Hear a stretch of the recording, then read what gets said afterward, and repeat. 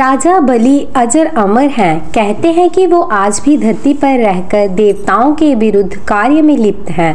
पहले उनका स्थान दक्षिण भारत के महाबलीपुरम में था, लेकिन मान्यता अनुसार अब मरुभूमि अरब में है, जिसे प्राचीन काल में पाताल लोक कहा जाता था। वहीं रावण भी वहीं रहता था। समुद्र मंथन में उसे घोड़ा प्राप्त हुआ था, जबकि इंद्र को हाथी। उल्लेखनीय है कि अरब में घोड़ों की तादाद ज्यादा थी और भारत में हाथियों की। शिव भक्त असुरों के राजा बलि की चर्चा पुराणों में बहुत होती है। वह अपार शक्तियों के स्वामी लेकिन धर्मात्मा थे। वह मानता था कि देवताओं और विष्णु ने उनके साथ छल किया। हालांकि बलि भगवान विष्णु का भी भक्त था।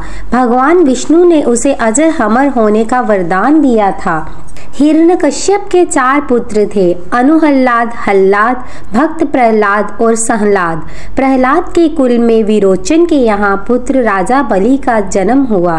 बलि जानता था कि मेरे पूर्वज विष्णु भक्त थे, लेकिन वह ये भी जानता था कि मेरे पूर्वजों को विष्णु ने ही मारा था। इसलिए बलि के मन में देवताओं के प्रति द्वेष था। उसने शुक्राचार्य के सानिध्य में रहकर स्वर्ग पर आक्रमण करके देवताओं को खदेड़ दिया था। वह तीनों लोकों का स्वामी बन बैठा था। देवताओं के कहने पर भगवान विष्णु ने दानवीर बलि के समक्ष ब्राह्मण रूप में उपस्थित होकर उससे 3 पग भूमि मांग ली थी। वामन ने 2 पग में तीनों लोक नापकर पूछा, अब तीसरा पग कहाँ रखूं? तो बलि ने कहा कि प्रभु, अब मेरा सिर ही बचा है, आप इस पर पग रख दें। बलि के इस वचन को सुनकर और उसकी दानवीरता को देखते हुए भगवान वामन ने उसको पाताल लोक का राजा बनाकर अमरता का वरदान दे दिया। इस तरह इंद्र और अन्य देवताओं को फिर से स्वर्ग का साम्राज्य मिल गया था। राजा बलि के हाथ से जब वामन के दान के कारण स्वर्ग का राज्य चला गया, तब कुछ काल बाद एक घटना घटी।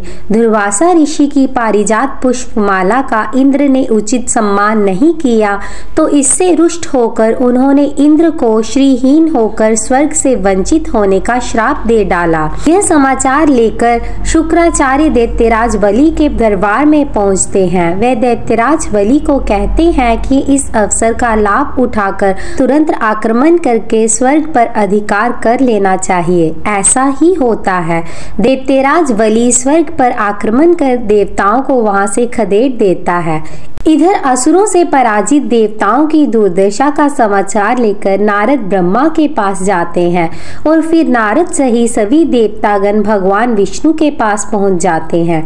भगवान विष्णु सभी को लेकर देवादिदेव महादेव के पास पहुंच जाते हैं। सभी निर्णय लेते हैं कि समुद्र का मंथन कर अमृत प्राप्त किया जाए और वह अमृत देवताओं को पिलाया जाए, जिससे कि वे अमर हो जाएं और फिर वे दैत्यों से युद्ध लड़ें।